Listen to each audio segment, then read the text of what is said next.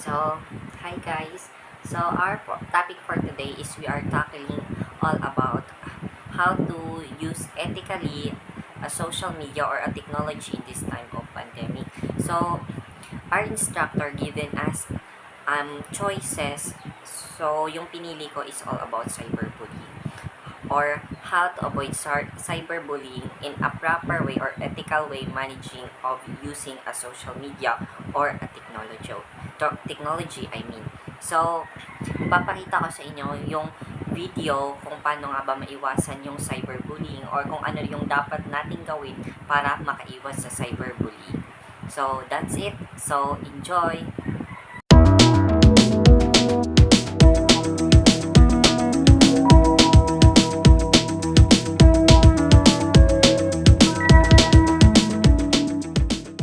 Cyberbullying occurs when electronic communication such as text messages, emails, instant messages, and social media updates are used to threat or humiliate someone. People of any age can be cyberbullied, but it happens most often to adolescents and teenagers. Its consequences can be just as serious as the effects of bullying that occurs in person. Cyberbullying is never the victim's fault. If you're being bullied, you can deal with it by blocking the bully online and reporting the incidents to an authority figure. Here we'll show you how to identify cyberbullying and how to deal with it. Before you jump straight into the video, click the subscribe button and press the bell icon for instant notification of newly uploaded videos.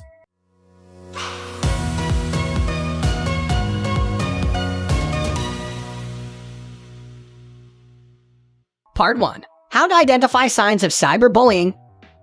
To cope bullying, it needs to be first identified. Here are some tips to judge it.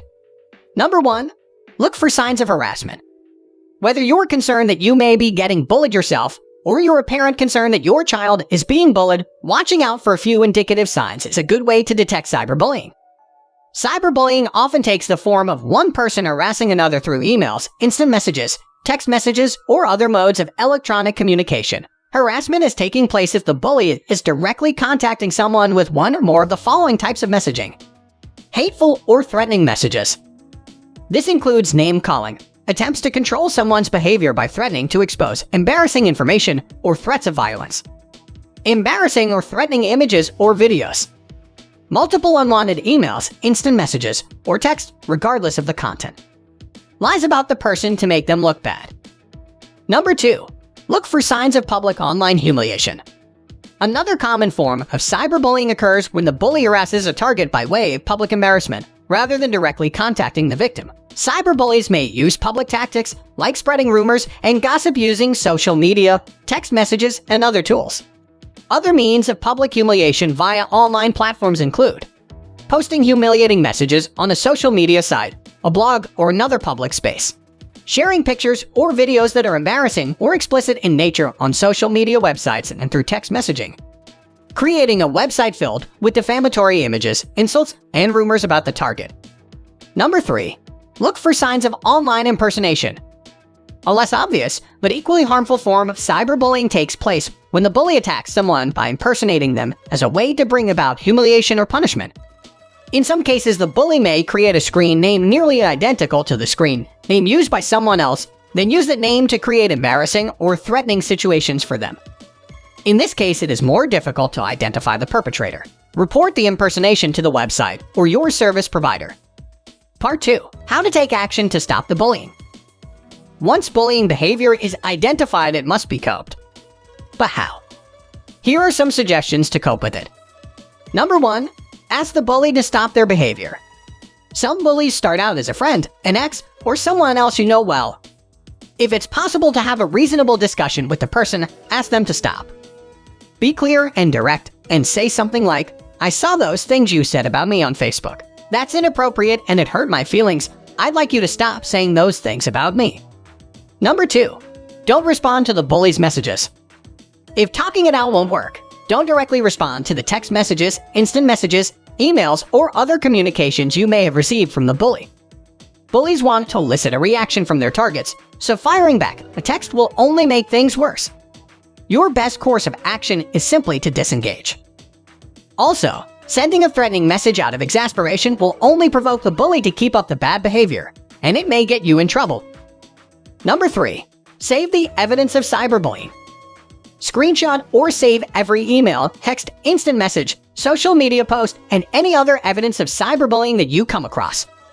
Record the time and date that each message was sent. Having as much information as possible about the bully's behavior will help you determine how to stop their behavior. You can also show this evidence to an authority figure to prove that you're being bullied. Part 3. How to prevent from cyberbullying. Number 1. Avoid sharing sensitive personal information online, where everyone can see it. Cyberbullies often use pictures, status updates, and personal information they find online to arrest their targets. It's okay to share information about yourself online, but never publicly reveal something you don't want the whole world to know. Anything typed into a public Facebook comment, Tumblr post, or Instagram comment could land in the wrong hands. Try not to discuss deeply personal information online. Number 2.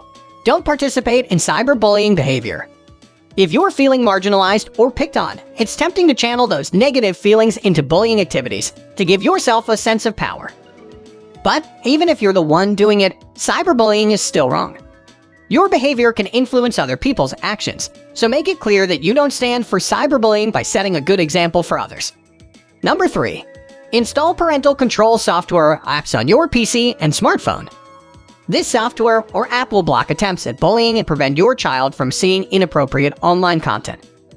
If you don't already have this, then ask your parents about installing it. If you're a parent, then go ahead and install protective software or turn on privacy apps as a protective measure. That's all, folks. If you like this video, give a thumbs up and don't forget to like, share, and subscribe.